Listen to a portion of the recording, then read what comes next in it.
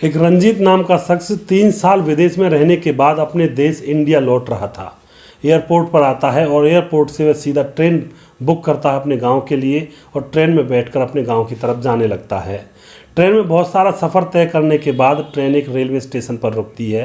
वहां जैसे ही ट्रेन रुकती है तो वह बाहर घूमने के लिए निकल जाता है और वह देखता है कि वहाँ बहुत सारे चाय वाले चाय बेच रहे हैं।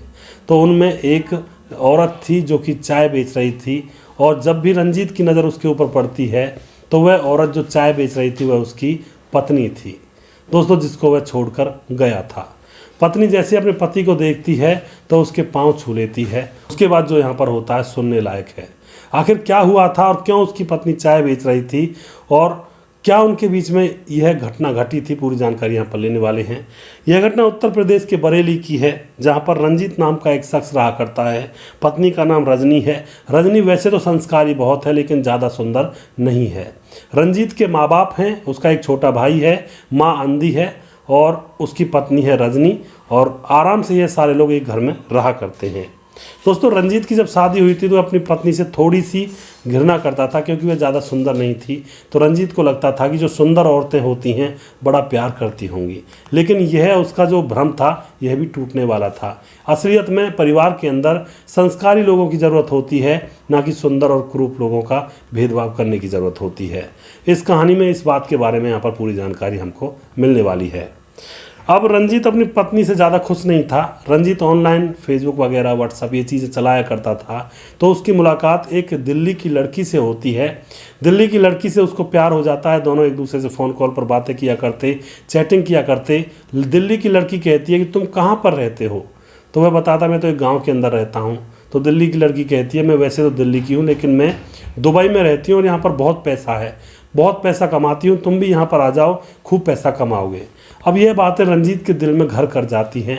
उसको लगता है कि अब तो नई प्रेमिका मिल गई और देखने में भी सुंदर है और अब तो उसी के पास जाऊंगा, उसी के साथ ज़िंदगी गुजारूंगा।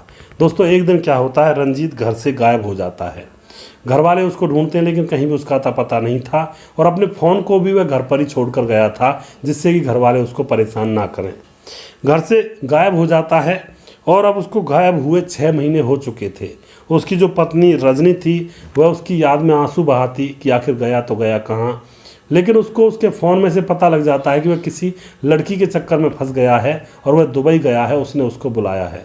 लेकिन अब यह लड़की रजनी जाती भी तो जाती कहाँ, शादीशुदा थी और संस्कार थे तो यह इधर उधर नहीं भागी, वहीं पर अपने सास ससुर के साथ और अपने छोटे देवर के साथ अपने घर में रहने लगती है।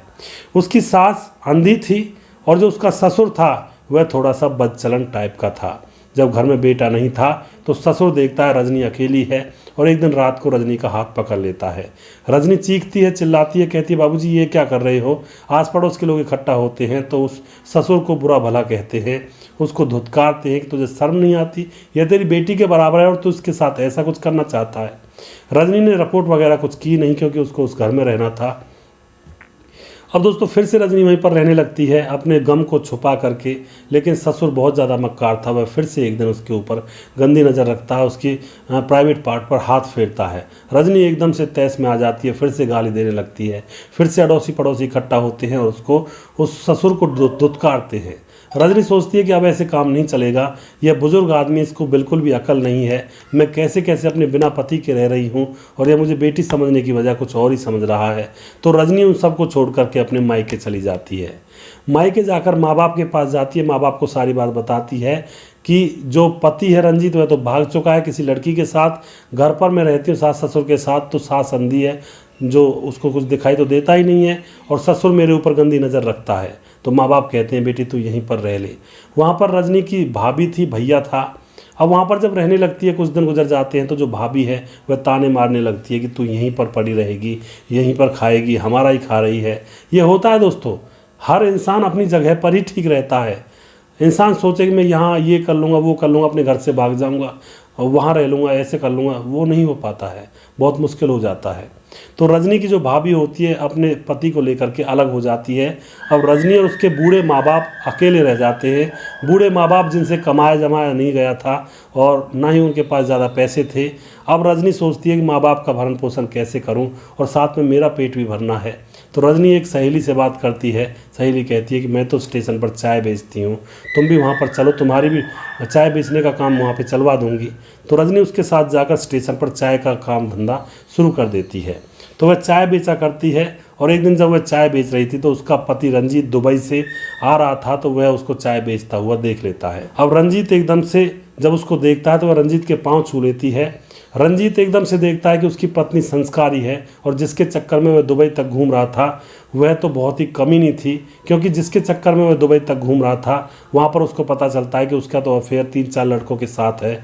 और जब रंजीत ने आवाज़ उठाई तो उसने कहा कि मैं तो ऐसे ही रहूँगी, और जब ज़्यादा आवाज़ उठाई तो उसने उन लड़कों से रंजीत को पिटवा दिया था। इसीलिए रंजीत उसको छोड़ करके अपने देश आया था। और जब पत्नी ने पाँव छुए तो वह बहुत अपने आप को शुक्र मनाता है कि उसकी पत्नी उसको मिल गई, और अपनी पत्नी के पास बैठता है। पत्नी कहती है आ जाओ, मेरी चाय की दुकान पर बैठते हैं, वहीं पर बातें करते हैं। वहाँ पर बैठकर वह सारी कहानी उस पति को बताती है। उसके बाद पति अपनी पत्नी को अपने साथ गांव ले जाता है। वहाँ जाकर देखता है उसके माँ बाप की तो मौत हो चुकी है और जो छोटा भाई था उसने शादी कर ली है। तो उसके बाद रंजीत कहता है कि चलो जो भी हुआ सही हुआ, और तुम मुझसे दूर नहीं गई, किसी और से शादी नहीं की, यह तुम्हारा मेरे ऊपर बहुत बड़ा उपकार है।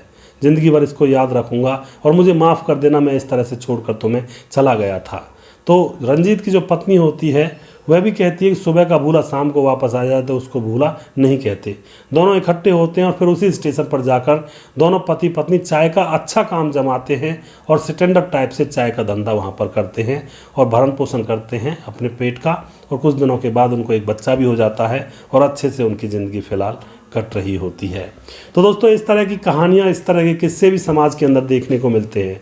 लोग समझते हैं कि घर में कोई सुख नहीं है, बाहर जाएंगे, ये करेंगे, वो करेंगे, लेकिन बाहर, घर से बाहर कदम रखते ही दुख है।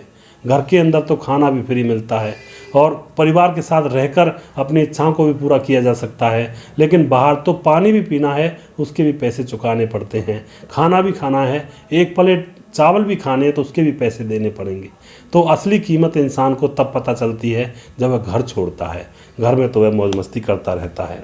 तो आप यहाँ पे जो भी कुछ कहना चाहते हैं अपनी राय कमेंट बॉक्स में लिख सकते हैं। अगला प्रोग्राम जल्दी फिर से लेकर आऊँगा, तब तक आप खुश रहें, सावधान रहें। जय हिंद, जय भारत।